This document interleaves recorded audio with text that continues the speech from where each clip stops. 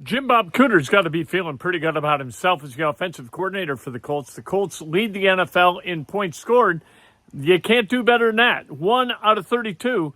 That's pretty good offense. Daniel Jones doing what he's got to do. Jonathan Taylor, though, absolutely the key to this thing going. Jim Bob Cooter talks about Jonathan Taylor and what he expects from Jonathan Taylor week to week and how he gets there week to week. Yeah, JT does a good job of really trying to understand.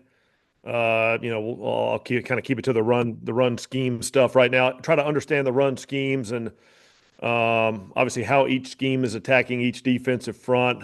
Sort of who's blocking who and why that's the best plan this week, and how he can use that information to sort of make his best decisions as a runner. Those running backs sometimes they're making full speed decisions, and the more you can understand about maybe which cut you're going to make or which, sort of am I going left or am I going right based on this guy's movement or that guy's movement. The more you can understand going into that, the quicker you can play at running back. JT does a good job, sort of as we go through, installing each weekly game plan against each weekly opponent, taking those notes, asking those questions, getting his reps, whether it's walkthrough or practice, and really trying to make the most of those things to prepare himself for game day so he can just go play and play fast. And I think that's a good thing for any of our guys, for all of our guys. The better you prepare, the more you prepare, the quicker you can play on game day, the faster you can play on game day. And JT's done a really nice job of that this year. I'm wondering one quick thing to follow up. Shane suggested before the season that JT might catch a lot of balls this year, and I think he is on pace for like a career high. Was that something you guys prioritized during the offseason, or is this just kind of happening organically, or what do you think? Yeah, we thought, directionally, the way we were heading on offense is that the ball, may get spread around a little bit in the passing game, and guys were going to get catches, including the running backs. You guys are out there for certain early parts of practice. JT's always getting catches, right? You can see him catching the ball, him and Coach DeAndre are working so many different types of catches, just getting those reps.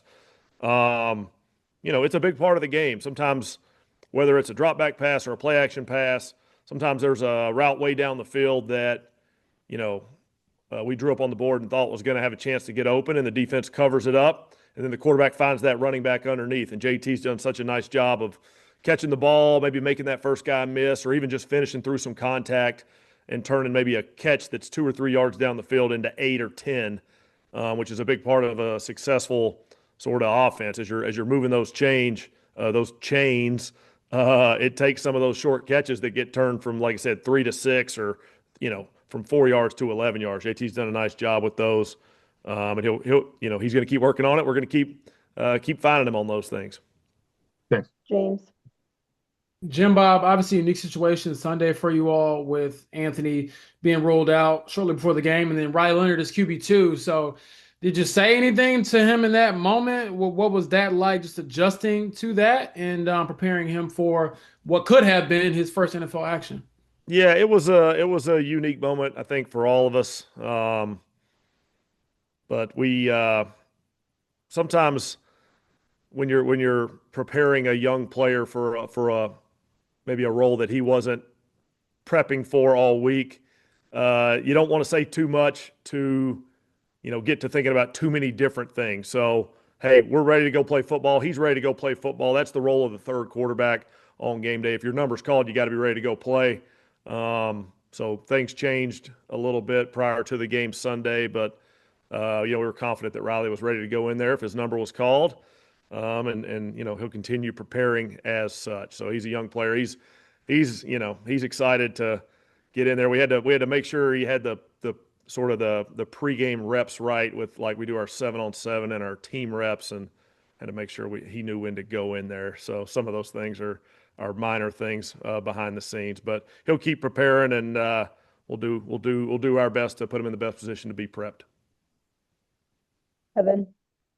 Jim Bob, in your history in the league, when you do sign a quarterback in a week, what is that crash course like for you as a coaching staff, trying to get some semblance of a playbook to that guy, or maybe just the game plan to that guy? Yeah, it's different based on the guy. I've been places where you add a quarterback in the middle of a season, and he's a veteran guy who's been in a lot of different systems and understands football at a high rate, and then you have to translate verbiage sometimes or, translate different details of the offense. And then I've been around, really young guys who are maybe on their first or second or third offense, and it takes them a little bit more time sometimes. So it's different with each guy. We'll do whatever we think's best with however the situation ends up shaking out to prepare, whoever it ends up being to be ready for their opportunity. Just a few more here, Joel. Jim Bob, is there something about Tyler Warren that just kind of makes you guys, think back to the old school stuff? You put the ISO in. We saw the counter last week. A lot of like traditional offense from you guys with Tyler. Well, he's got a little bit of that old school vibe about him. Walking around the building, you can't always get him to speak up. He's a man of few words. Sometimes just goes out and does his job. Just goes out and plays football and plays with physicality, plays with toughness. There's a little bit of that old school nature to his game, which leads well to some of those roles. But we try to put him in position to do a little bit of everything. But we've talked about his ability to do multiple things, and some of those things are a little bit more of the old school nature, but those things come back around. Old school comes back around. It's like any trend. Whatever was on tape 20, 25 years ago might be the hot new play in a year or two. So he's been really versatile for us and able to do a bunch of stuff, and we'll keep trying him out on things. Good question about Tyler Warren, because when you watch Tyler Warren, especially in his role as a fullback, you think, oh, wow, you know what? He looks like a taller version of Matt Suhey. Both Penn State guys, right? Matt Suhey, the primary fullback with Walter Payton the last few years of Walter's career, and he just does everything. He lays a good block on guys, and if you give him the football, he's going to fall forward and get extra yards through contact. Tyler Warren, and that's why Tyler Warren, like you talk about Loveland, people in Chicago talk about Loveland, and why he should have been the 9th overall pick, and passing on Warren was the right thing to do. No.